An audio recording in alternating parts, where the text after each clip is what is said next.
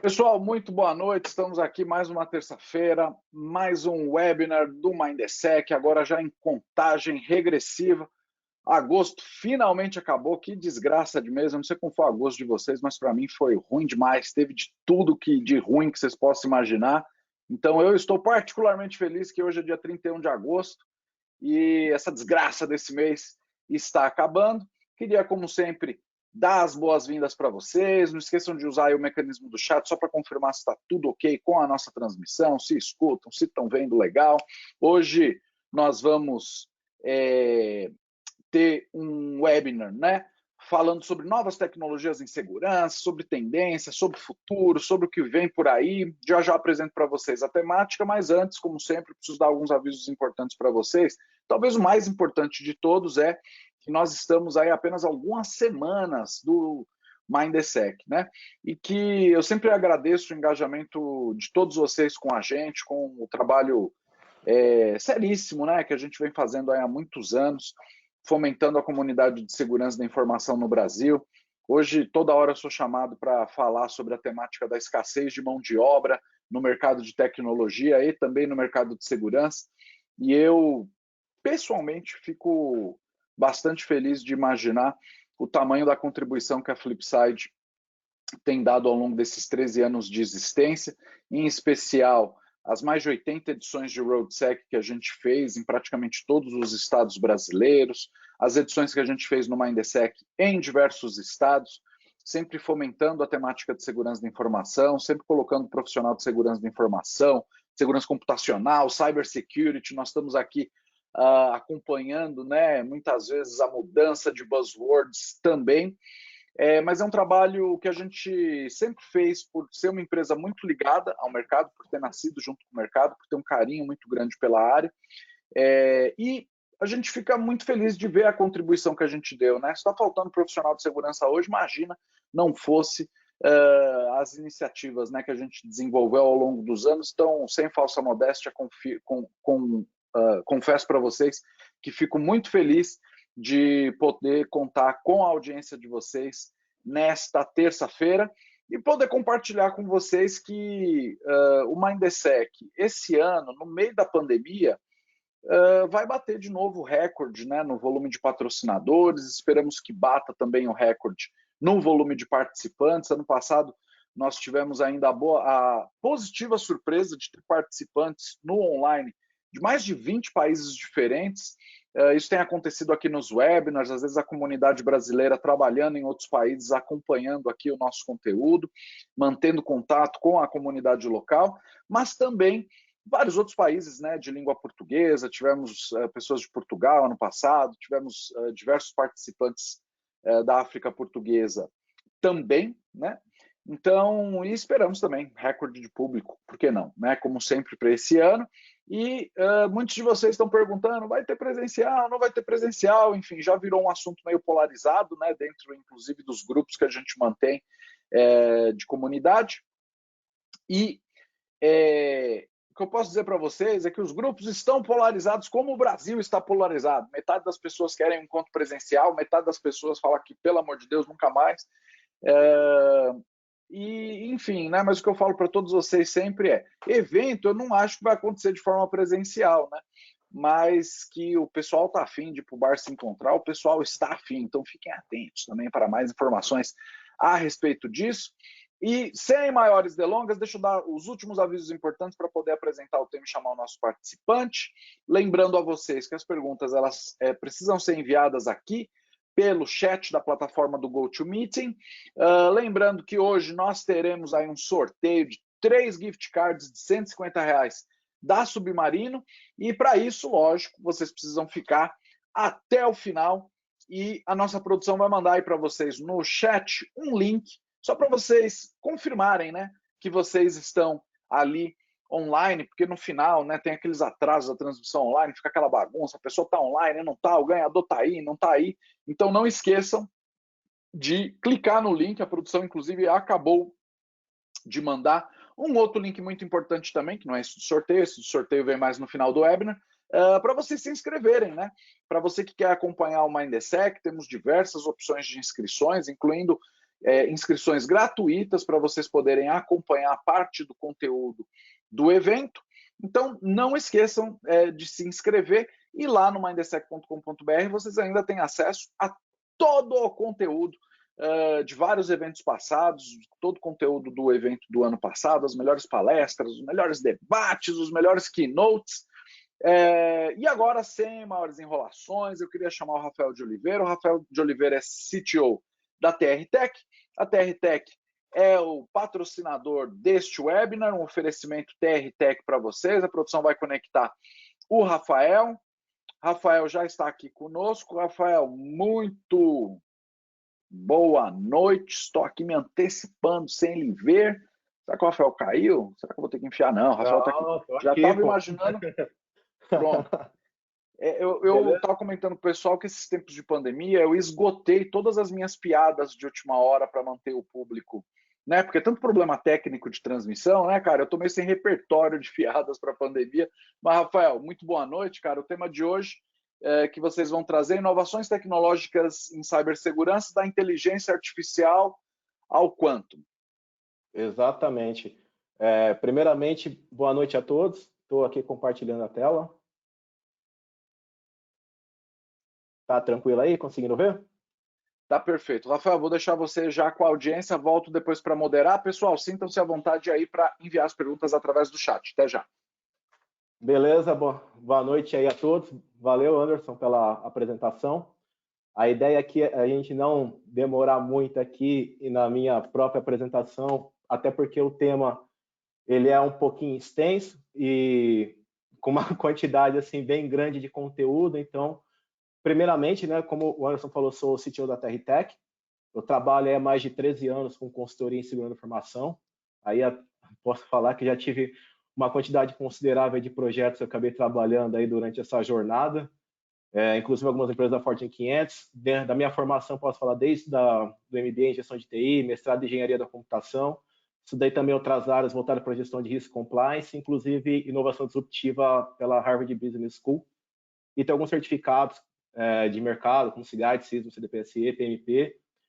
Mas o principal, assim, eu gosto sempre de destacar, é mais o trabalho acadêmico, onde desde 2012 eu mexo com pesquisa e computação quântica. Tenho um artigo desde 2013, um artigo publicado em 2016 sobre comunicação via teletransporte quântico, outros artigos também voltados ao sistema imunológico artificial, e atualmente eu estou com uma patente que está sendo processada de infraestrutura de cibersegurança metamórfica.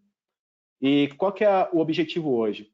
O objetivo hoje é falar sobre tecnologias um tanto assim quanto o futurismo. Longe de mim querer bancar o Ray Kurzweil em cibersegurança, obviamente não, mas como uma das áreas que eu acabo cuidando na TR Tech é voltada para pesquisas e inovações tecnológicas. Eu não vou falar de produto, a minha ideia é o quê? Trazer junto do know-how que eu acabo tendo, nesse dia a dia, ficar pesquisando novas tecnologias, misturando o acadêmico com o mercado corporativo, como que as coisas estão se entrelaçando, como que é tudo aquilo que acaba funcionando, nossos problemas diários, os riscos que a gente lida e o que é que está sendo desenvolvido aí pelo mundo para mudar esse cotidiano. Eu vou explorar sobre conceitos, alguns eu vou acabar citando alguns termos, mas a ideia é não entrar em termos técnicos, acrônimos e sopa de letrinha, até porque está todo mundo já cansado dessa hora do dia. E mais do que isso, é trazer uma provocação, trazer uma reflexão e falar muito sobre como aplicar essas tecnologias, desvirtuando um pouco do que a gente trabalha, e são conceitos que, inclusive, assim, eu estou falando de tecnologias que vão ser aplicadas daqui 5, 10, 15 anos, e a ideia é você justamente ter isso no radar, porque a gente sabe, pelo menos eu, quando era criança, jamais imaginaria ter um smartphone, então a gente não sabe o dia de amanhã como tudo vai mudar. E quais são os temas principais que eu vou falar hoje? O primeiro deles, até porque, eu diria assim, até por um conceito tanto niilista que eu tenho com relação a qualquer tipo de tecnologia que existe no mercado, logo de cara eu já vou falar, até por ser latente essa ideia de LGPD, proteção de dados, e uma buzzword assim, extremamente modista que hoje em dia está todo mundo falando, sobre aplicações de Natural Language Processing em proteção de dados. Vou explicar o porquê posteriormente nessa fase, até porque é legal fazer essa provocação, porque eu diria assim que dá um pouco de medo assim todo mundo que está fazendo projetos na área de proteção de dados. O outro lado, eu vou citar bastante sobre gêmeos digitais e cybersecurity, mas numa abordagem um pouco diferenciada. Vou frisar, esse aqui é até eu diria que é o capítulo mais curto aqui da nossa jornada hoje, sobre segurança da informação em 5G, mas ele é mais voltado para o 5G no conceito de Smart Cities. Por quê? Porque a gente sabe que tem até o plano, né, em São Paulo de transformar aqui como uma cidade inteligente, várias outras no mundo, e óbvio que isso daí também vai ser utilizado para fazerem caca com a gente, obviamente. E no final vou acabar citando até a área que eu tenho maior afinidade, por assim se dizer, que é a área de computação e criptografia quântica. Óbvio, repito, não vou desvirtuar aqui a conversa falando sobre estados complexos da matéria, mas a ideia é, inclusive, trazer algo super, super novo, que é o conceito de o novo estado da matéria e como está sendo aplicado em computação quântica. Então, é basicamente isso que eu queria falar para vocês, e agora a gente vai começar a nossa jornada. E friso, isso aqui é apenas o topo do iceberg, e claro, quiser conversar, tudo mais, vão ter meus contatos no final, assim também, como sempre, deixo as referências bibliográficas para referenciar aqueles que fizeram a pesquisa, os papers acadêmicos e tudo mais. Então, primeiro ponto, NLP e proteção de dados. Aqui já começa a brincadeira, e aqui é bem legal, justamente porque está todo mundo correndo atrás para mexer com proteção de dados. Quando a gente pensa nesse conceito, e eu sempre friso com todo mundo que eu converso, se tiver alguém aqui que já conversou comigo, vai conhecer esse mantra que eu sempre falo. Cara, não adianta você ter um monte de poder ferramental para mexer com proteção de dados se você não tem o arcabouço documental, mudanças culturais e tudo aquilo que está correlacionado. Aquela história, não adianta você ter uma baita tecnologia se não sabe manusear ela corretamente e não tiver as formas corretas, principalmente de fazer a configuração nela. Por exemplo, proteção de dados.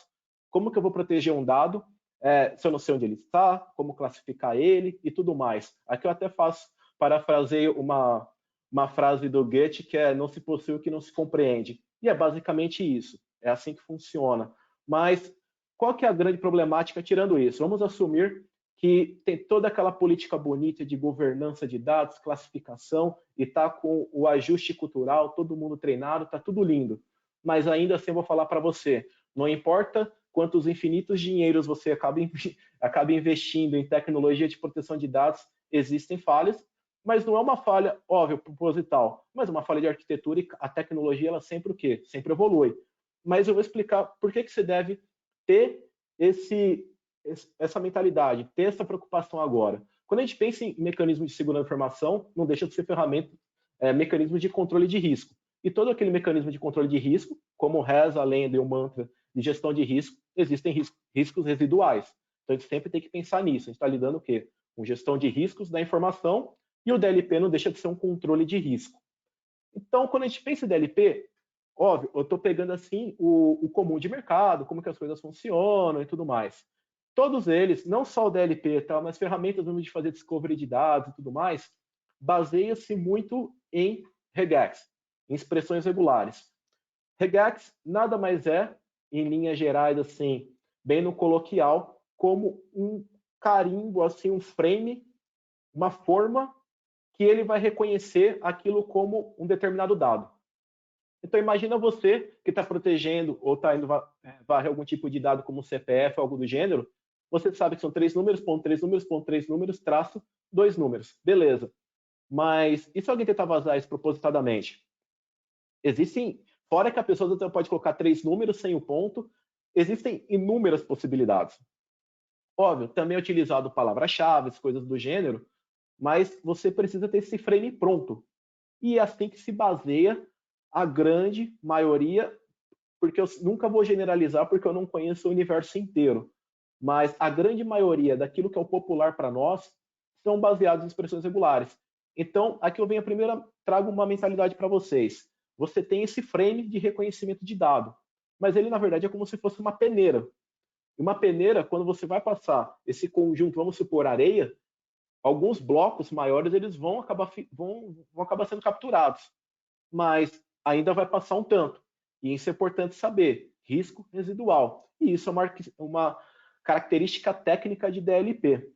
Outra característica técnica, quando você mexe com alguns DLPs mais rebuscados, eles trabalham com um algoritmo chamado Exact Data Matching. Mas ele nem é tanto para você melhorar a capacidade de varredura, mas é para diminuir a quantidade de falso positivo. Porque a gente entra naquela clássica frase que é cachorro que late demais, você deixa de prestar atenção. Excesso de falso positivo também é um problema, é um risco. Então, o que faria esse algoritmo de Exact Data Matching?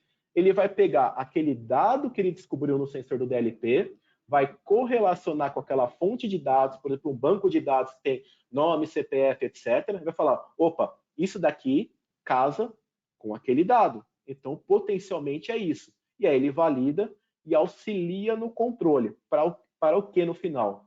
Facilitar, obviamente, a parte de diminuição de falsos positivos. Mas como vocês entendem, o frame principal ainda está sendo o regex. E o que vem além? Existem DLPs super legais que já trabalham com conceitos de machine learning como vetorizado. Ele é supervisionado, óbvio, até acaba sendo um pleonasmo quando a gente fala de machine learning, e ele correlaciona dados parecidos. Só que o que acontece quando a gente mexe com vector machine learning? Ele não se aplica em dados pessoais, por exemplo, CPF, RG, coisas do gênero, ele não consegue ter uma aplicação tão efetiva. Tanto que alguns players de DLP que aplicam esse tipo de funcionalidade, ele fala, inclusive, para não utilizar mesmo em dados sensíveis, em binaries e etc. Ele fala mais para você o quê? Utilizar ele em documentos não estruturados para fazer essa correlação. Mas ele, assim, é suplementar, é algo a mais para você ter um ajuste fino. Mas aí você fala, meu Deus, cara, então eu estou lascado, vai vazar dado a rodo. Sim, vai vazar dado a rodo, a gente tem que entender isso, até porque no ponto de vista mais niilista possível da segurança da informação, uma hora pode ter um pulso eletromagnético e fritar tudo que existe na Terra. Mas vamos vir aqui um pouco mais para o nosso mundo do dia a dia, e realmente, você não está totalmente seguro. Mas como melhorar isso? E é aqui que eu venho com o conceito de NLP. NLP é uma forma, é um tipo relacionado à inteligência artificial e estudo da linguística, onde ele tem a capacidade de começar a identificar e compreender a temática dos textos, das sentenças e tudo mais. O NLP, precisamente, ele é formado por dois blocos. Natural Language Understanding, que é a capacidade de compreensão de sentenças, é como se ele meio que interpretasse aquele texto, pegasse aquela palavra, serve para aquilo, vai fazendo uma identificação em linha geral de como funciona aquele contexto do dado, do documento, etc. E o Natural Language Generation é a capacidade onde a própria máquina gera texto. Isso daí, de certa forma, já até existe em chatbot, coisas do gênero, óbvio, de grandes players, grandes empresas e tudo mais, que ele já tem uma resposta automatizada. Mas aqui, qual que é a grande sacada? É a capacidade de começar a compreender os textos. E como é que isso funciona, assim, de uma forma bem coloquial? Tem a entrada do texto. O NLP, a primeira coisa que ele vai fazer é o quê? Quebrar esse texto como se fossem numerais, assim, como se fosse fragmentando ele, colocando em pedaços. O termo bonito é tokenization, que ele vai começar a colocar como números, porque, você sabe, máquina precisa de números também. Depois disso, ele dá uma limpeza. Então, imagina aqui no Brasil que usa um tanto de então, não sei o quê, ele vai começar a tirar tudo aquilo que é porcaria de texto, que tanto não vai mudar tanto no conceito. Então, ele para limpar até para otimizar. Posteriormente a isso, ele vai vetorizar e vai entender esse texto. É como se ele montasse uma tabela com todas essas características de palavra para começar a identificar tudo. Depois, ele vai tirar as inflexões, então, aqueles gerúndios que a gente conhece, aquelas mudanças de fraseário e tudo mais, ele vai cortar e sempre vai voltar para a palavra original. Então, tipo, andando, de certa forma, ele vai sempre transformar em andar. Andei, andar. Então, ele vai começar a voltar para inflexão original. Depois aplica algoritmos de machine learning, que aí podem ser diversos, e ele vai interpretar o resultado no máximo possível, no máximo da capacidade computacional de hoje. E o que isso significa no final? Quando a gente pensa em proteção de dados, quando você aplica algoritmos de NLP, ele auxilia em detecção de spam, principalmente phishing, engenharia social, que cada vez mais está mais complexo. Vai poder também interpretar quando existe parte de identificação de voz e transcrição, vazamento de dados por voz e tudo mais, violação de privacidade, vai auxiliar em tradução, análise de sentimento, que é um perigo, quando a gente vai pensar em órgãos governamentais. Então, o NLP vai servir para quê no futuro? Justamente para otimizar e controlar o vazamento de dado. Então, isso aqui é algo bem interessante para vocês saberem sobre a evolução e o risco do que é, hoje em dia, os mecanismos de proteção de dados que existem no mercado. Beleza? Mas, sem perder o tempo, já vamos seguir aqui o sprint da conversa e falar sobre gêmeos digitais, senão não vai dar tempo. Gêmeos digitais é uma coisa muito louca. É quase que ficcional.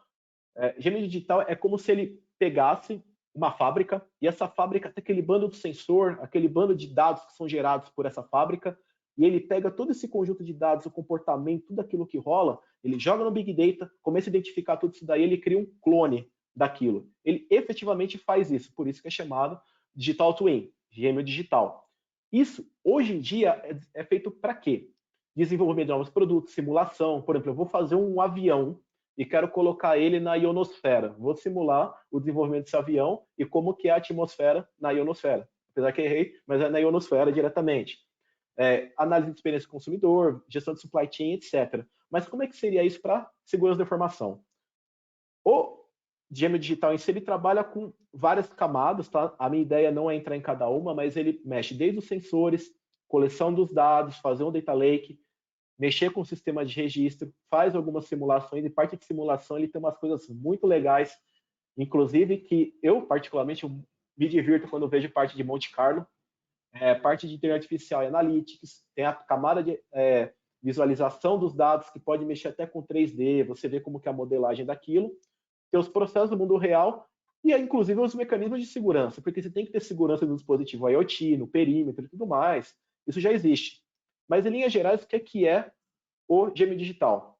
Uma camada física, algo físico de verdade, receber os dados daquilo, e ele, no final, vai fazer o quê? Modelar um clone do físico para gerar simulações e ver como é que funciona isso, e testar hipóteses, ou entre outras coisas. E o que eu estou trazendo aqui para vocês, que é algo super, super novo, eu estou falando de paper acadêmico desse ano e para frente.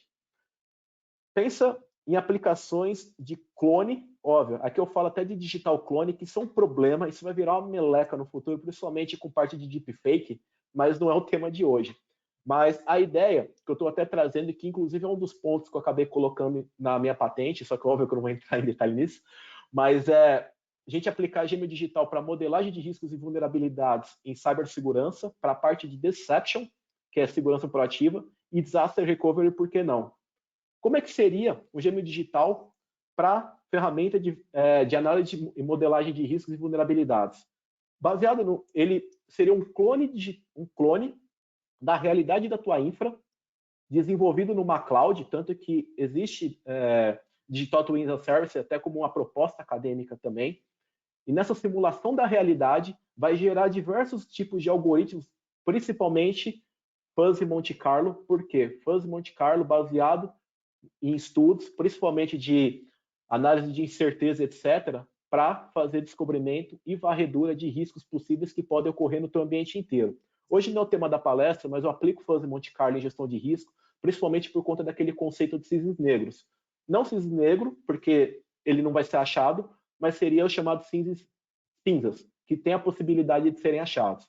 Então, numa simulação do Digital Twin, uma simulação da realidade, aplicar vários algoritmos de modelagem de risco, nesse caso de Fuzzy Monte Carlo, ele poderia simular 1000 realidades, 10.000 realidades, de como poderia dar algum tipo de problema no teu ambiente. E dessa forma você descobrir ataques ou qualquer tipo de risco negativo que venha ocorrer no seu ambiente de forma premeditada, para melhorar até os seus controles, etc. Uma outra aplicabilidade é tanto para Deception quanto para Disaster Recovery.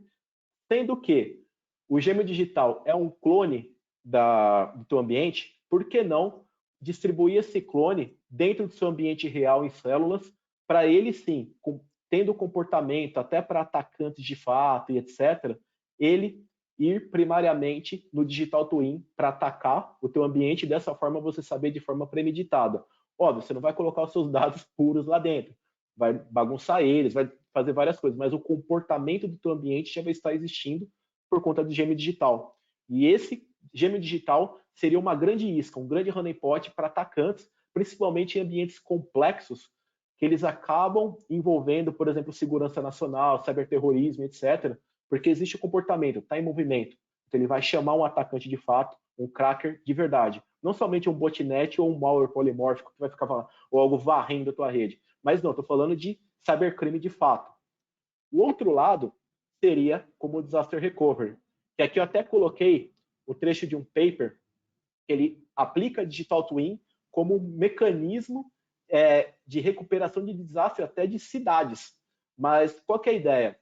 Utilizar esse gêmeo digital como uma ferramenta de continuidade de negócio. A partir do momento que dá um problema, explode uma unidade sua, esse Digital Twin ele vai assumir isso efetivamente. E daqui a gente pode fazer várias piras, como, por exemplo, trabalhar com mecanismos baseados em fractal, disaster recovery fractal, na verdade, que é algo acadêmico super incipiente ainda, mas esse clone digital serve para quê?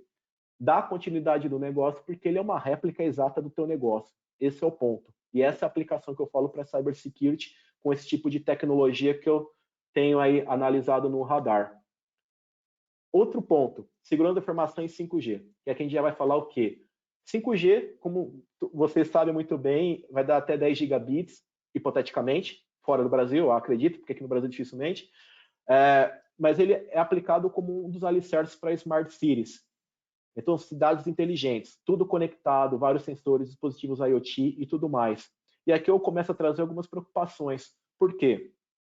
Primeiro ponto, quando você pensa nisso, tem a questão de privacidade, que com 5G, segundo alguns papers que inclusive estão no final dos slides, fala que, inclusive no Instituto Espanhol de Inteligência, frisa isso, que eu acabei pegando os pontos de lá também, que o 5G ele vai possibilitar mais ainda, com maior precisão, porque vocês sabem que hoje o seu GPS tem uma certa diferença e tudo mais na precisão exata de onde você está. Mas com 5G não, vai dar precisão correta. Vai poder fazer profiling de você cada vez mais. Vai, inclusive, poder criar casos de exploração de vulnerabilidade, principalmente como na parte onde faz a convergência da rede 5G com 4G dentro dessas operadoras, que mexe com parte de legado, para fazer roubo de dados. E, por um outro lado, tem a parte de cybersecurity, que aqui entra a questão do quê? Cyber warfare, cyberterrorismo de fato, cybercrime, ferramentas que vão ter maior possibilidade. Então, se todo mundo tiver um grande throughput, definitivamente ele vai poder fazer esse ataque de forma massiva, tanto o DDoS, em amplificação de sinal, ou então mexer com o HSS, que são servidores de distribuição de acesso, vamos dizer assim, evolução de malware e tudo mais. Então, trazem esses riscos para Smart Cities, que são bem complexos, principalmente quando a gente lida com esses conceitos de 5G. Mas, óbvio, existem formas de proteger. Uma das formas de proteção, que eu até deixo para frisar, vai acabar caindo muito para a criptografia. Mas também não vou falar para você mexer com uma criptografia tradicional, mas sim com mecanismos de criptografia que podem tanto processar os dados ao mesmo tempo, como mecanismos que já podem suportar, que são chamadas de criptografia pós-quântica, como é o caso da criptografia homomórfica, que ela é muito utilizada, obviamente em laboratório, etc., para fazer proteção em dispositivos IoT e dispositivos que têm processamento de dados contínuos, onde o dado ele é processado mesmo criptografado. Isso é uma coisa bem legal e pode ser um dos mecanismos utilizados aqui, principalmente com questões de privacidade. Aqui vem uma parte bem divertida, que eu faço o merge, porque o que eu falei primariamente sobre Digital Twin e Smart Cities, ele pode ser utilizado para fazer, inclusive, simulações e recuperação de ambientes de cidades inteligentes também, e simulação também de cyber warfare, cyberterrorismo e tudo mais. Então, existe uma coligação entre todas as tecnologias aqui que eu acabo falando para vocês. E, finalizando, para não estourar o tempo, até porque essa parte aqui é um pouquinho mais longa, algo que me deixa muito feliz, que é falar de computação e criptografia quântica, aqui no final tem até uma surpresinha para vocês de um tema super novo. Apenas falando, computação quântica é o quê? Aqui eu trouxe o nome formal disso daqui é chamado Blocksphere, esfera de Bloch, que normalmente é a representação de que é um bit quântico.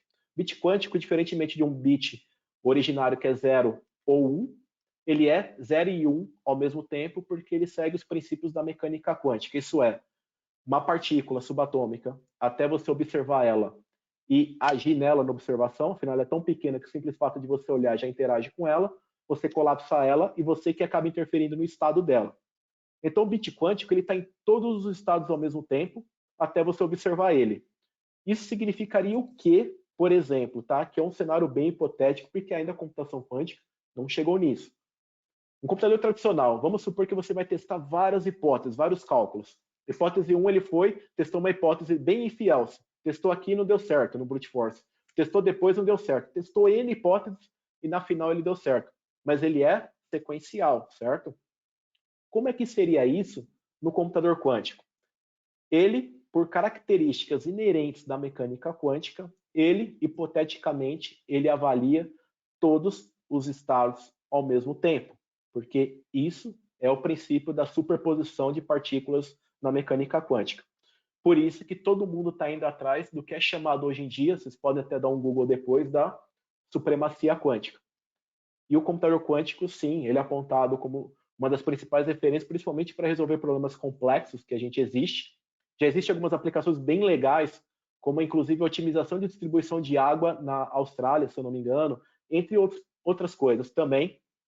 Mas qual que é o grande problema também da computação quântica para nós mortais? Isso vocês já conseguem acessar, existem algumas clouds quânticas que você já pode olhar, já não é uma coisa tão incipiente quando eu comecei a mexer com isso em 2012. Mas, que nem, aqui eu tirei um print de uma tela, onde eu mexi aqui numa interface onde eu costumo brincar um pouco com o computador quântico, que é na Strange Networks, é um lugar muito legal de mexer com isso aqui. Eu rodei um algoritmo chamado Shor. Shor não é o XOR, que a gente conhece de circuitos, de lógica, mas Shor ele é um circuito em computação quântica, e é um algoritmo que ele, por natureza, ele já faz fatoração de número primo. Mas você fala assim, cara, ele por natureza faz fatoração de número primo? É.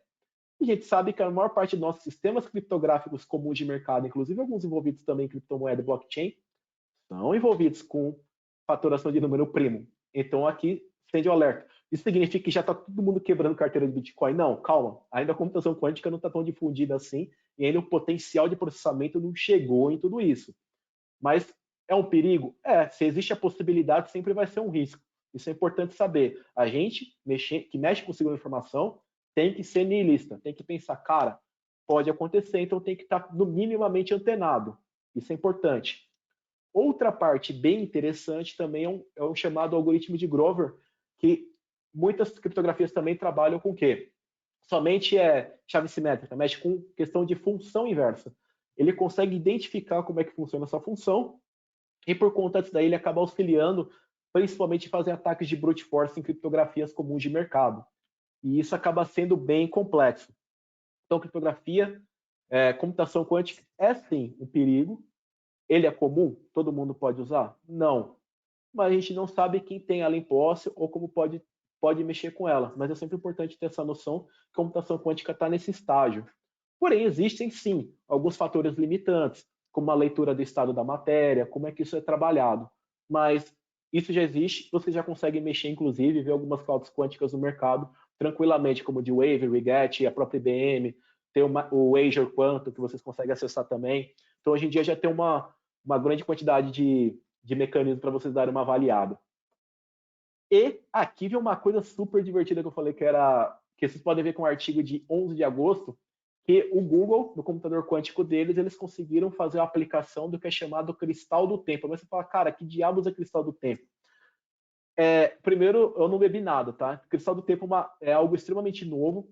Inclusive, o físico que descobriu ele em 2012, o conceito, foi laureado mesmo com o prêmio Nobel.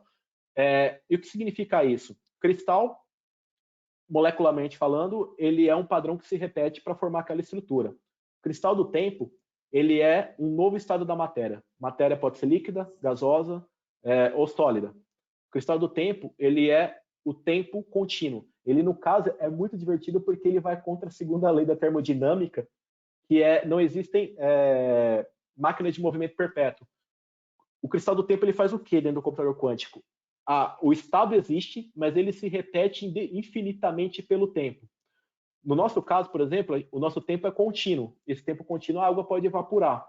Mas no caso de um cristal do tempo, ele faz o quê? Ele repete esse padrão continuamente durante o tempo. E por que isso é importante na computação quântica? Porque ele começa a controlar melhor os bits quânticos. Porque hoje o grande problema é você ler a matéria, ler o bit quântico. O bit quântico é o quê? uma leitura de uma partícula subatômica. E ele entra naquele caso que eu falei inicialmente de superposição. Então isso acaba sendo bem complexo. Isso aqui é algo extremamente novo que está, para vocês terem uma ideia, em escrutínio na comunidade acadêmica agora, esse tipo de informação do cristal do tempo. E criptografia quântica, o que é que ela é?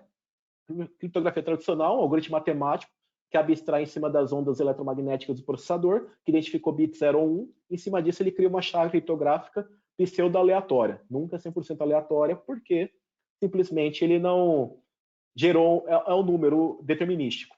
No caso de criptografia quântica, ele faz? Ele lê o estado da matéria. Então, por exemplo, ele lê o estado do elétron. E esse valor é único no universo. Esse valor único no universo, ele gera um número com 100% de entropia, e com base nisso, você vai criptografar os seus ambientes. Os ambientes podem ser cloud, pode ser qualquer coisa. A criptografia quântica, hoje em dia, ela se aplica em qualquer coisa. A criptografia quântica tradicional, por assim dizer. Existem outros modelos, que já se chama Quantum Key Distribution, onde, por exemplo, um appliance de criptografia quântica fala com o outro, tem uma fibra ótica entre eles, aí ele manda um fóton que está interconectado com o outro, aí faz uma modulação nesse fóton, e essa modulação ela ocorre por teletransporte quântico, e por meio de teletransporte que tem a troca de chaves, e dessa forma jamais pode ser interceptado, a não ser que você seja o Dr. Manhattan do Watchmen. Mas nesse caso especificamente, a chave, ele faz o teletransporte quântico substituindo o que seria um Diffie-Hellman. Então ele faz a troca de chave por um canal quântico. E a partir daí, essa troca de chave com o número com 100% de entropia, você pode ter supostamente uma comunicação totalmente segura até contra computadores quânticos. E um dos papers extremamente novos também que eu falo para vocês é que já estão unificando tanto redes definidas por software, rede SDN, para fazer otimização e distribuição de chaves de criptografia quântica, justamente para otimizar e dessa forma se tornar massivo em uma cidade. E, assim, é um sprint, como eu falei, extremamente superficial cada tema, que a gente pode ficar anos falando aqui, mas a ideia era justamente isso, falar em que pé que está a tecnologia e aonde está chegando. E aqui eu deixo meus contatos, tanto da TRTech, caso vocês queiram falar sobre segurança, falar, cara, eu preciso aqui afastar uns fantasmas aqui, tirar uma possessão aqui na área de segurança, fica aí meus contatos, também está o meu LinkedIn. Fica aí o canal aberto, quiser trocar ideia sobre tudo, estamos aí para falar. E aqui estão as referências, depois se precisar eu posso mandar os slides para vocês. E obrigado. É isso aí, Rafael. Na realidade, era a primeira pergunta que eu já ia te caminhar. O Ricardo Guirado aqui está com a gente, perguntou dos slides, né? Sempre que o palestrante coloca tanto paper assim de referência interessante para dar uma estudada, a gente recebe esse tipo de pergunta. Já demos a sugestão aqui para o Rafael. A gente tem um e-mail pós-evento, se ele disponibilizar para a gente um link, a gente aproveita e encaminha para todos vocês. Obrigado, Ricardo. Enquanto a produção conecta os nossos painelistas, vou aproveitar também para agradecer a presença de vocês. O Anderson Crispim está de emprego novo, já apareceu para mim no LinkedIn, foi para Atlas Governance, está de CISO lá, obrigado pela audiência. Anderson, meu xará. O Cristiano Gaspar, gerente de auditoria interna do Itaú, está com a gente. Um abraço para o Cristiano. O Alex Menezes, do Banco Industrial do Brasil. A Carla, da FINEP. O Diego Shimohama, da Zurich. O Jorge Cruz, da Unimed Rio. E o Rodrigo Spinelli, Península Participações. Eu estava aqui stalkeando os participantes para poder mandar esse alô. E hoje, nesse painel, a gente vai ter também o Pedro Bezerra, coordenador de segurança da informação do grupo DPSP, e o Marcelo Câmara, que está Interjobs, mas muitos de vocês conhecem o Marcelo Câmara pela longa experiência dele lá na segurança e na inovação do Bradesco, e mais recentemente na CertSign. E o Marcelo Câmara, eu estava brincando aqui no backstage antes de começar o painel, ele é o maior especialista em sabático. Eu estou chegando numa idade que eu queria fazer um sabático, e eu ia fazer, né, cara, o cara fica 17 anos no Bradesco, né, meu, aí dá para fazer sabático, né, cara? E, enfim, mas eu chego lá, Câmara. E, né, o cara também conhecido, responsável pelo projeto da BIA, lá, um grande conhecedor de inteligência artificial, para turbinar o nosso painel. Eu lembro vocês que no final a gente vai ter um sorteio de 3 vouchers de R$150 do Submarino. Não esqueçam de nos acompanhar até o final. Já já a produção libera o link para vocês confirmarem que estão online para a gente poder fazer o sorteio rapidinho, somos mais de 40 participantes aqui no painel e eu vou começar justamente com ele, o Câmara, meu amigo de longa data. Câmara, deixa eu te perguntar uma coisa, cara. Eu estava aqui, cara, assistindo a palestra do Rafael, porque eu acho que sempre que tem conceitos muito esotéricos, de difícil compreensão, é muito, cara, importante esse tipo de trabalho da gente, né, cara, falar de criptografia quântica com CISO, né, é pedrada, né, cara, porque assim, dependendo de como é a agenda da pessoa, não está com muito tempo para entender coisas que rivalizam a segunda lei da termodinâmica. Porém, cara, o trabalho, de certa forma, da gente conseguir mostrar as vantagens que certos tipos de tecnologia e principalmente as disrupções que elas podem vir a provocar, é sempre um trabalho muito importante. Eu sei que tu é um cara que, assim, tocou um projeto enorme de inteligência artificial, que em algum momento já foi, né, esse negócio tipo, o que é inteligência artificial, né? E, cara, como que é a dificuldade, cara, muitas vezes da gente comunicar os benefícios de tecnologias que são altamente disruptivas e garantir que as organizações, cara, se preparem para, né, cara, não chegar tarde nas tendências, né? Legal, boa noite aí para todos, saudações para quem estiver assistindo depois, obrigado pelo convite. É um desafio, sem dúvida, né? Falar do que está na fronteira ali é sempre uma coisa que muita gente fica com o pé atrás, mas claro que a gente só consegue progredir se a gente der esses passos para frente aí, né? Eu sempre fui da área de segurança e trouxe, inclusive, essa coisa da segurança para essas novas tecnologias, até para ajudar isso, porque as pessoas veem como risco. O que é novo é difícil, é estranho, as pessoas talvez não queiram abraçar, né? E eu tenho mostrado que, trazendo essa bagagem de segurança, que a gente consegue fazer as coisas com um certo cuidado necessário para que as coisas aconteçam da maneira melhor possível. Eu não vou dizer que vai estar seguro sempre, que não existe segurança 100%, né? Mas a gente protege, porque se a gente não der esses passos, a gente vai estar mais inseguro ainda, né? Ficar parado é o pior das possibilidades que a gente tem, né? Então, lá atrás, quando a gente estava falando o que era IA, a coisa era nesse sentido. Nesse meio tempo, eu também liderava o pessoal de pesquisa de inovação lá, e a gente falava de quanto estava iniciando alguns anos atrás, né? Eu estava lembrando com o Rafael que assisti a palestra dele no RoadSec lá em 2016, né? E a coisa está só progredindo e vai progredir. E se você for olhar essa coisa que eu chamo um pouquinho da maldição da segurança, né? Que só cresce, só aumenta a superfície de ataque, está tudo ligado, né? É por isso que de segurança é divertido e é difícil, né? Porque toda vez que aparece uma coisa nova, essa coisa está aumentando a superfície e a gente precisa cuidar disso cada vez mais. Eu lembro na nossa época lá atrás que nós éramos especialistas em segurança da informação. A gente podia ser, porque era um campo pequeno. Hoje não tem como. Você é especialista em um ramo da segurança da informação e olhe lá, né? Essa coisa não mudar de uma semana para outra. Então, é difícil. A gente tem que estar sempre trazendo esses exemplos do passado para a alta direção, para quem quer que seja, para a gente conseguir convencer que a coisa tem que andar sempre para frente. Ô Pedro, e aproveitando essa reflexão do Câmara, cara, boa noite, obrigado por estar aí com a gente. Eu sei que tu também é um acadêmico, né? Então, um cara que gosta de estudar muitas vezes as coisas a fundo, mas eu acho que, né, fazendo até analogia, né, que eu acho que o Pedro ele merece o prêmio, que ele é o primeiro cara a vir de bombeta num webinar do Mindsec. Então, travem para ele esse badge no Foursquare. Eu acho que a gente estava precisando dessa informalidade aqui.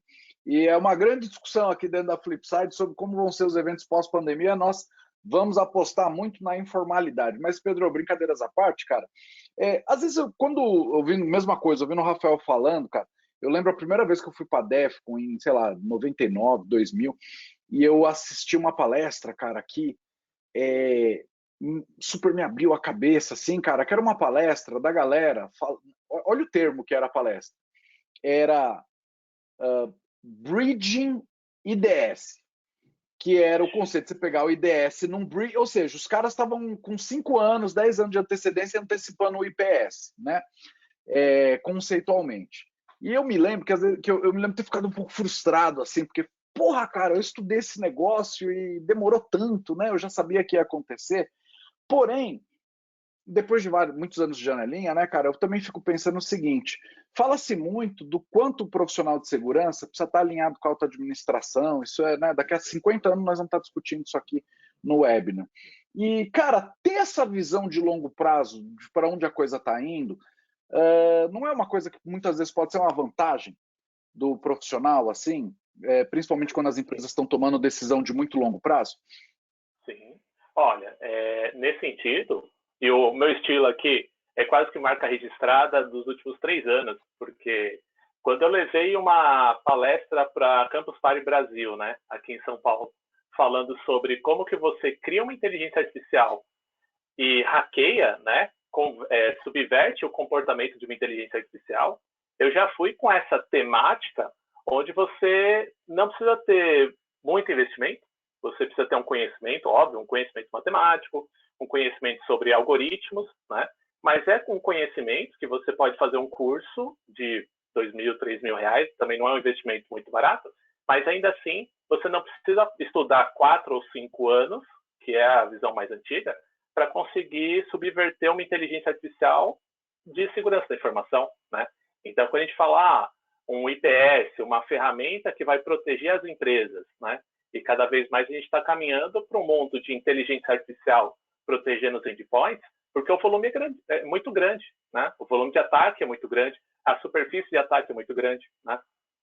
Então, quando eu abordo isso, eu mostro para a galera, olha, se prepara para o próximo passo, porque se hoje a gente muda a regra de firewall, muda a regra de DLP para poder ter um pouco mais de segurança, daqui a pouco a gente vai ter que estar mudando o algoritmo, os cálculos matemáticos da nossa inteligência artificial para a segurança da informação. E, cara, em segurança, né, acho que a história mostra que a teoria vira a prática muito rápido, né? E o problema não é só isso, né? Às vezes a teoria vira a prática. Cara, faz, sei lá, uns 10 anos eu fiz uma palestra em Lisboa.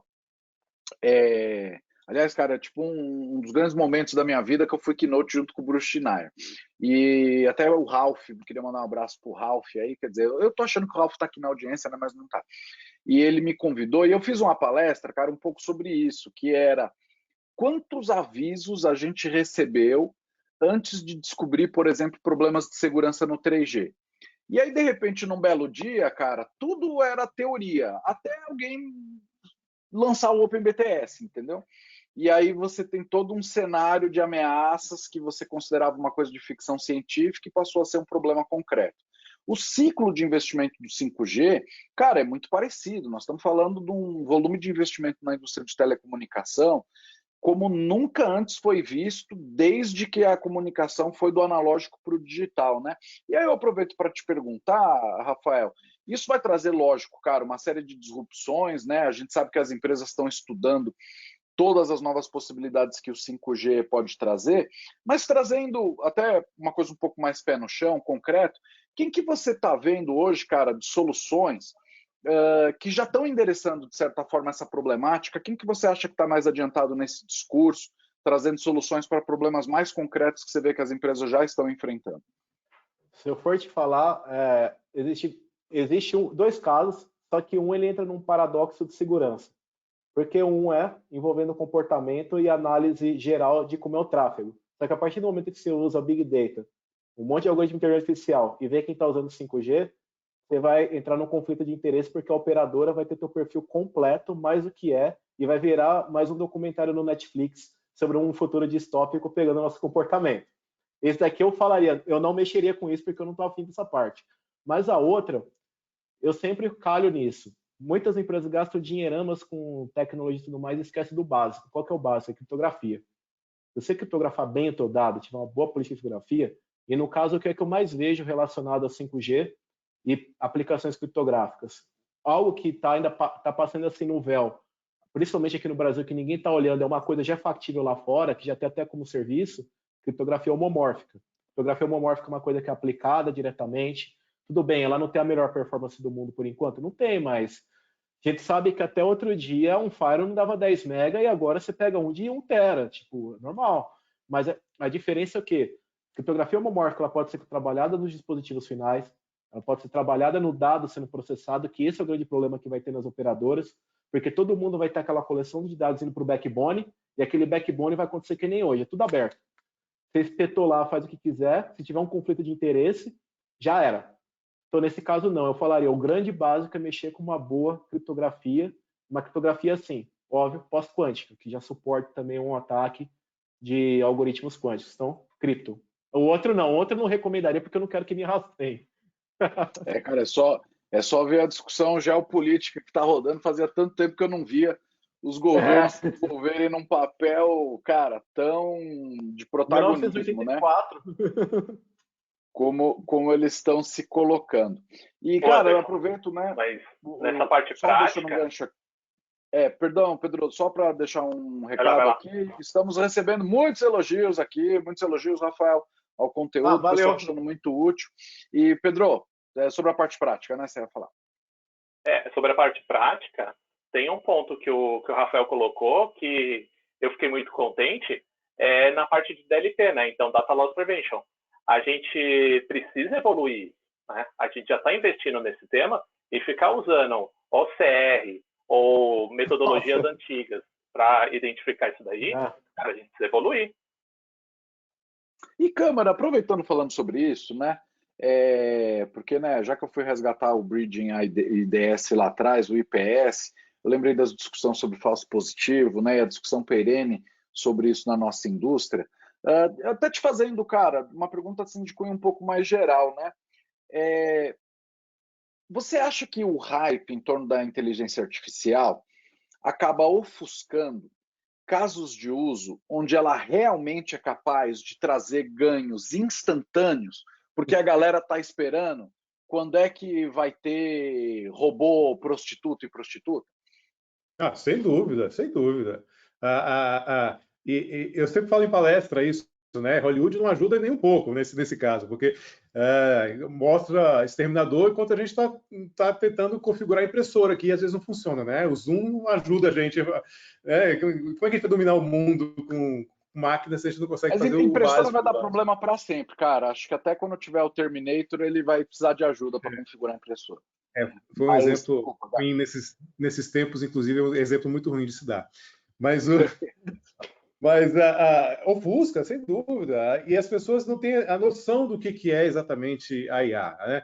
Até quando a gente começou lá no Bradesco fazer a BIA, vamos fazer uma entidade virtual. Gente, é um pouco mais simples, né? A coisa até tem um certo glamour, porque começa a interagir do jeito que as pessoas interagem, né? A linguagem natural, tudo mais, mas tem implementações de IA muito mais básicas que a gente usa hoje, né? E a gente nem percebe muitas vezes. Você tem ideia?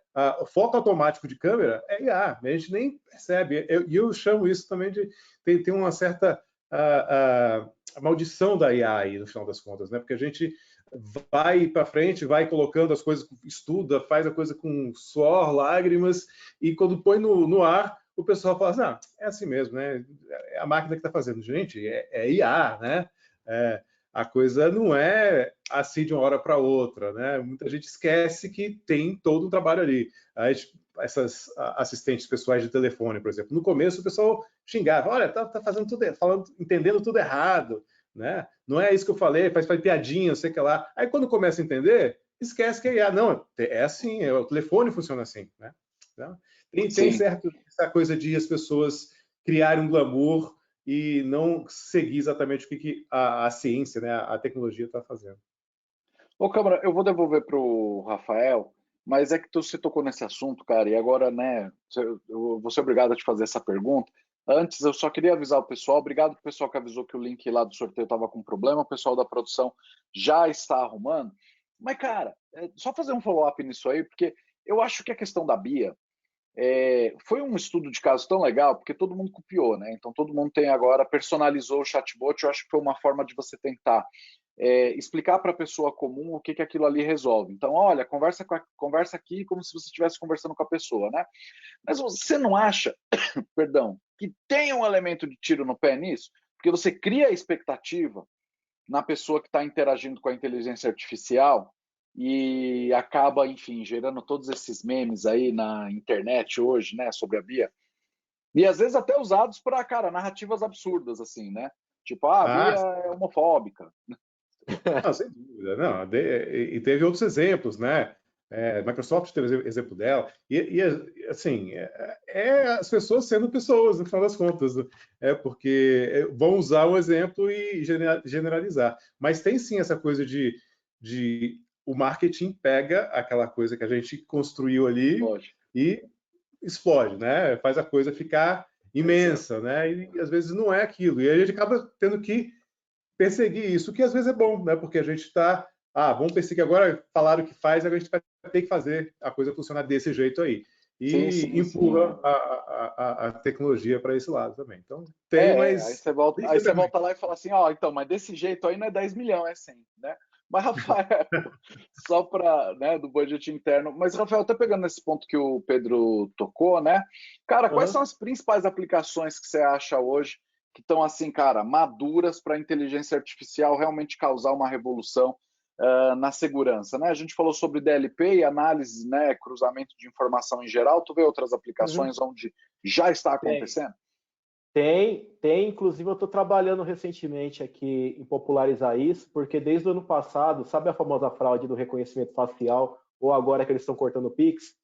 A gente já resolveu esse problema, junto com um parceiro nosso, que a gente conseguiu desenvolver uma tecnologia junto deles, né, fazendo a adaptação para o mercado nacional, que usando inteligência artificial e centenas de parâmetros, ele pega o teu comportamento como pessoa, sem usar a biometria ou reconhecimento facial, porque a gente sempre tem que democratizar a tecnologia. Não adianta você elitizar, que tudo aquilo que você elitiza, você vai continuar, que nem pega um caso do Bradesco.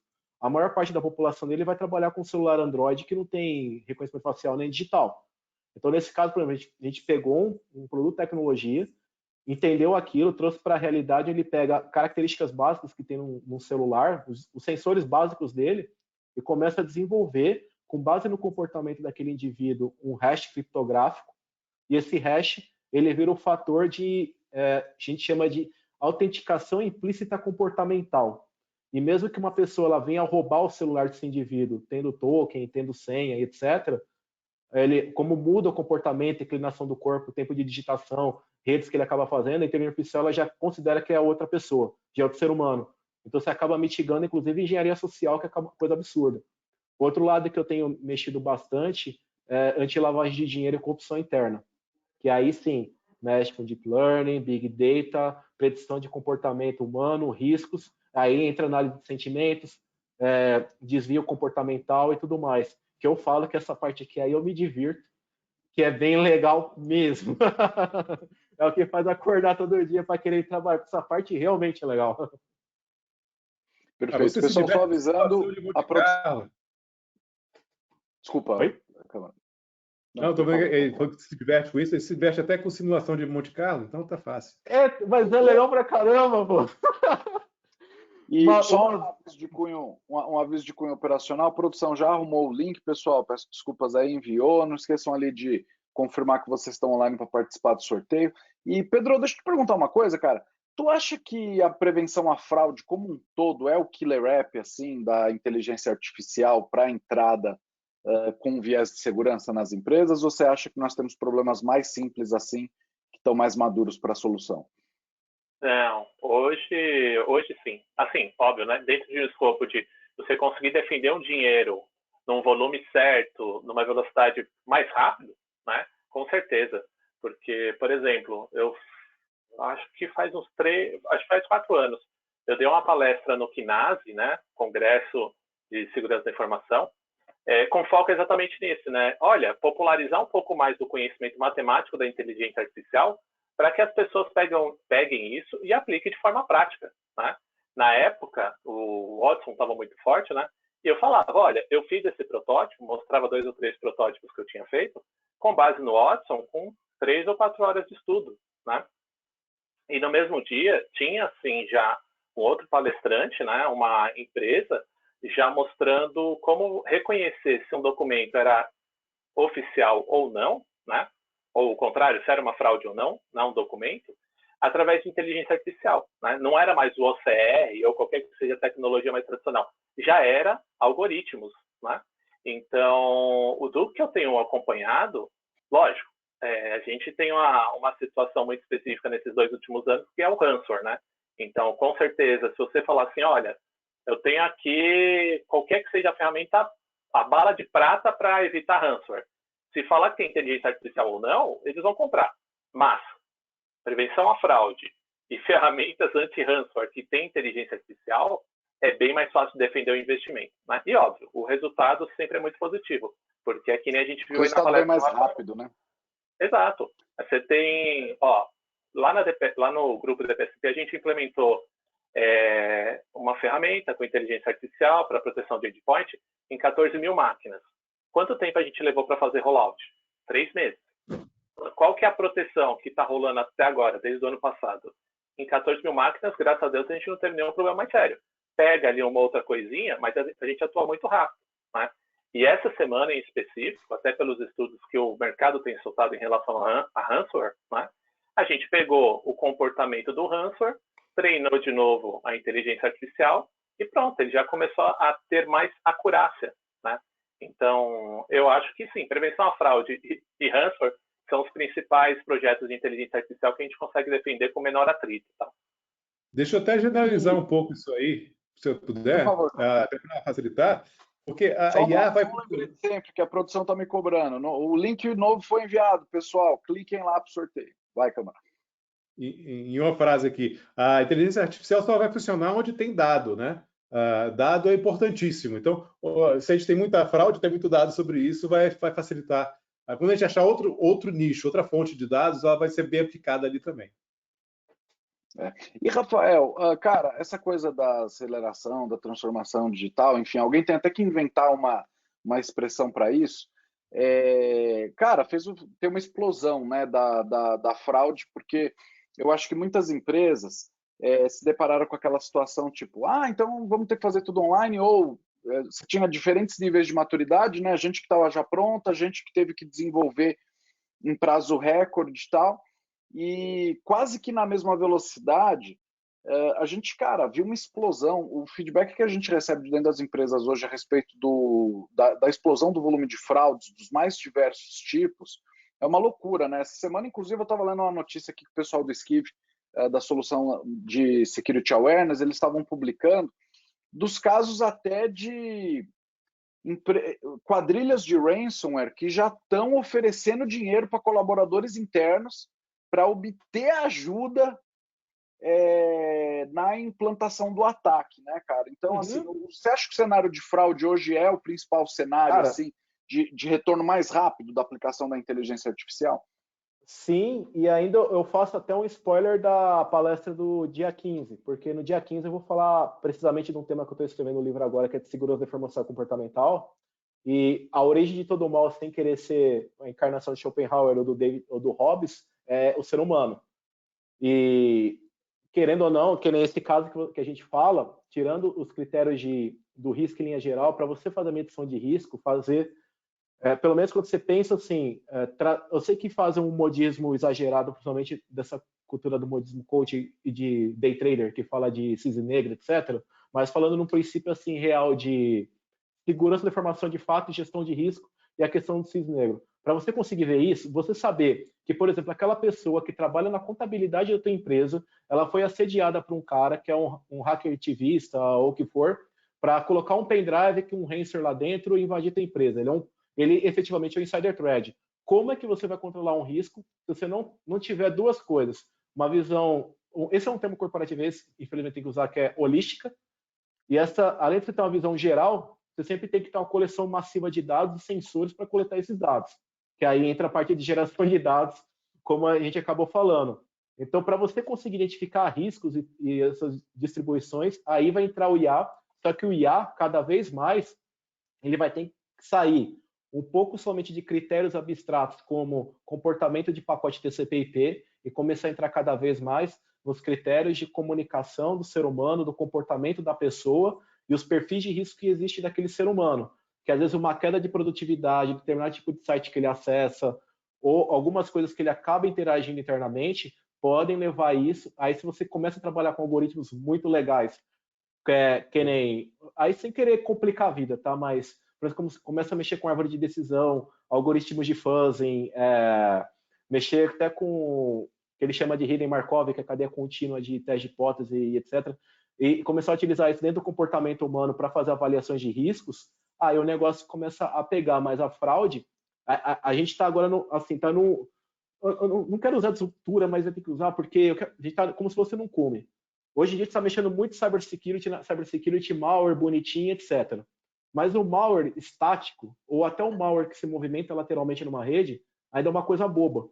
Porque, na verdade, qual que é o problema agora? Vai começar a vir a fraude do ser humano. E é só um critério de curiosidade. Sabia que existe até um paper acadêmico, foi um dos que eu acabei utilizando também como fonte, que existe até o conceito de psicopata corporativo. Não existe só insider threat. Existe o psicopata corporativo dentro da empresa. Então, existem pessoas que lançam... Porra! Exatamente. Ainda bem que alguém criou um termo para isso.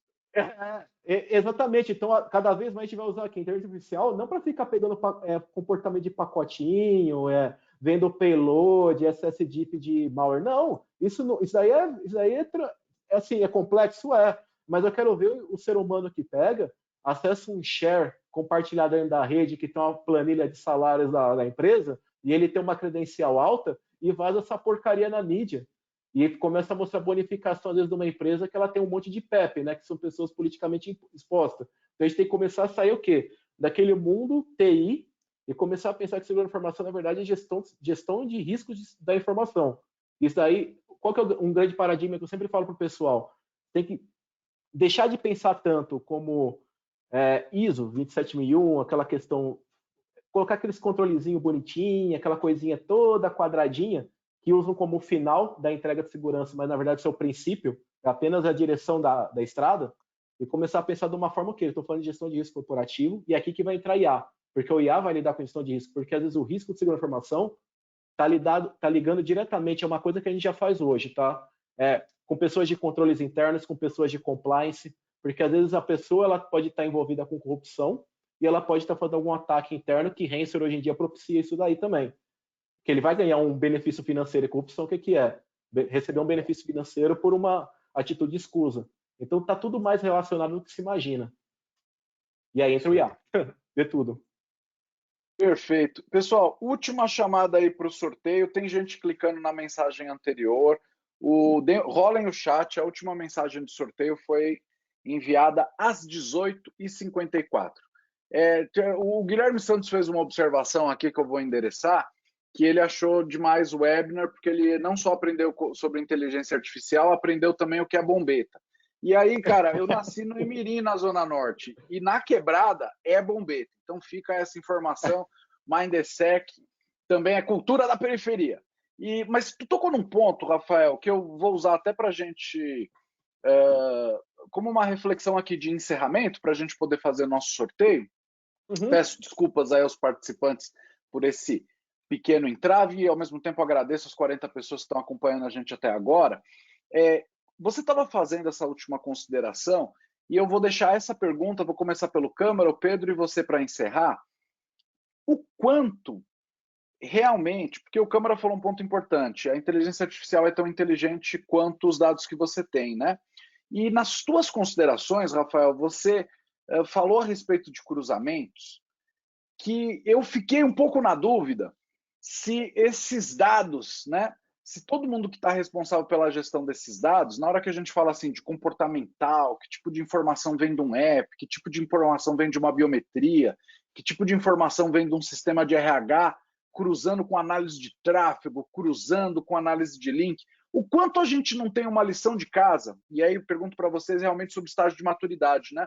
O quanto as condições vocês acham tão postas para a inteligência artificial chegar realmente fazendo a diferença, ou se a gente tem muita governança interna de dados para fazer ainda, Câmara?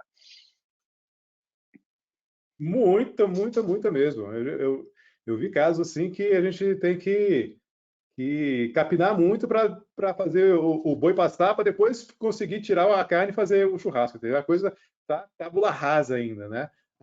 E não é só a questão de quantidade, às vezes a gente tem até quantidade de dados, mas falta o que vem por trás da qualidade, né? E desse entrelaçamento, desse cruzamento de informações que o Rafael mencionou, nasce outro tanto de dados aí, né? E a questão de privacidade pode sair aí do meio também, não é só a segurança pura também, essa coisa mais filosófica que está em volta de ética também, a gente pode entrar nessa seara aí e ir embora, né?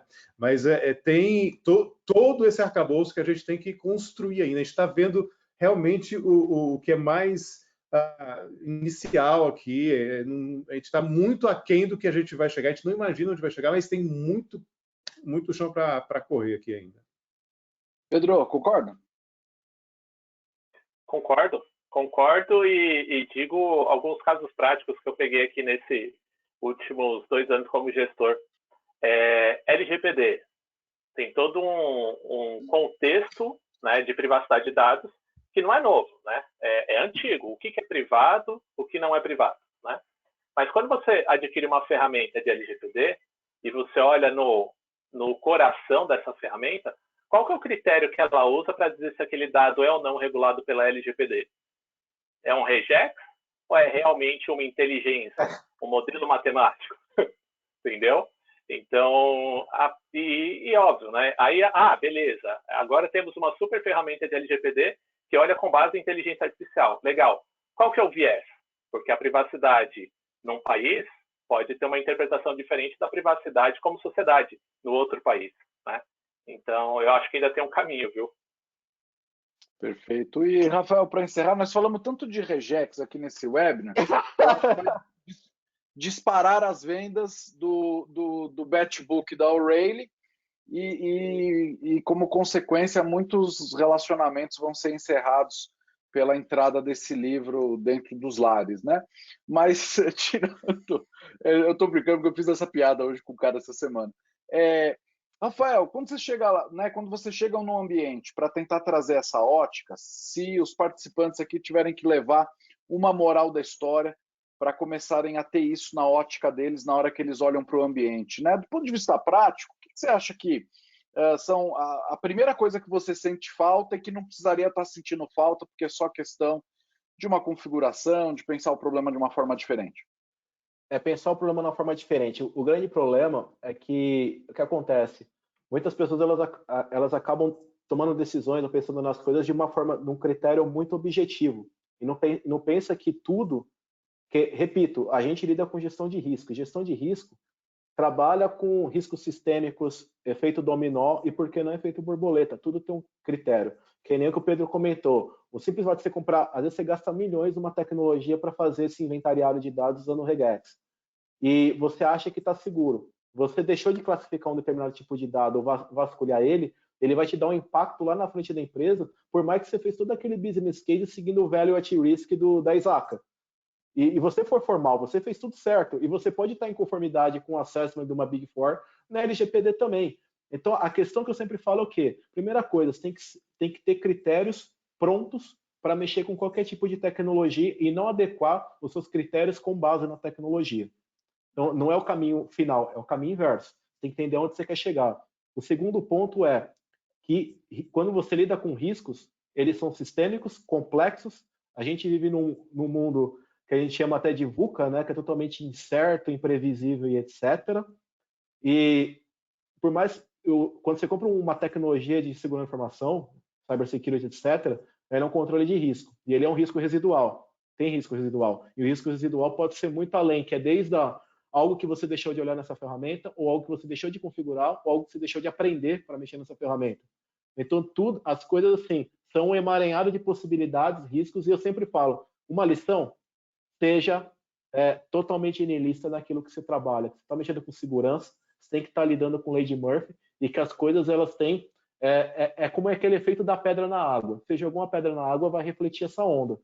Você não tem que ver onde a pedra caiu necessariamente, mas até onde ela acabou refletindo. E essa é a lição final que eu deixo, que eu sempre falo para todo mundo, na verdade. Pô, acabamos de forma filosófica, quase que com um koan aqui. Cara, queria agradecer demais a presença de vocês. A gente atrasou um pouquinho, temos que correr aqui, que as crianças já estão em cima da mesa de jantar, já enfiaram papel higiênico dentro da privada, já está aquele caos doméstico, o cheiro de comida já está começando a subir, já tem gente perguntando se vai pedir delivery, né? E, pessoal, muito obrigado, foi muito rico. Aos participantes, mais quase 80 pessoas que passaram aqui pelo nosso webinar, nosso muito obrigado. E, enfim, a pedidos, né, nós vamos conversar aqui com o pessoal da TR Tech, vamos mandar o PPT do Rafael para vocês aí. E eu quero também, hein, produção, eu quero olhar os papers também, gostei muito aí da curadoria deles. Pessoal, muito obrigado. A produção vai desconectar vocês, porque nós vamos aqui direto para o nosso sorteio. Hoje são 3 chances de ganhar, hein? 3 chances de ganhar um voucher de R$150 da Submarino. E vamos lá, cadê o compartilhamento? Valeu, Rafael. Cadê o compartilhamento aqui? Deixa você, Rafa. Fica aí para a gente ver quem é o ganhador. Aperta sorteio aí. Então, o ganhador número 1. Ganhador número 1. Renato Rosalino. Renato Rosalino, cara, ele tá sempre com a gente aqui. Um abraço pro Renato. E não é a primeira vez que o Renato ganha, hein, Renato? Tá com sorte, hein, cara? Mostrando que a fidelidade à marca Mindesec dá resultados. O segundo ganhador ou ganhadora é o Alex Menezes. E o terceiro, Rodrigo Spinelli. Pessoal, muito boa noite, Rafael. Boa noite. Valeu, pessoal. Valeu, meu caro. Vou fazer uns avisos finais aqui. Lembrando vocês, o Mindesec, como eu falei para vocês, está perto. Se você achou esse bate-papo interessante, ele fica gravado e disponível depois. Não esqueça de compartilhar o link com o seu colega ou colega que vocês acham que vão poder se beneficiar desse conteúdo. E toda terça-feira, no mesmo bate-horário, no mesmo bate-local, nós estamos aqui. E para você que não conseguiu acompanhar online, mindesec.com.br, aproveita, vai lá, faz a tua inscrição para o evento, que é na 3ª semana de setembro. Estamos pertinho. Se não tiver golpe no Brasil, vai ter Mindesec, pessoal. E mindesec.com.br, o ano todo com vocês.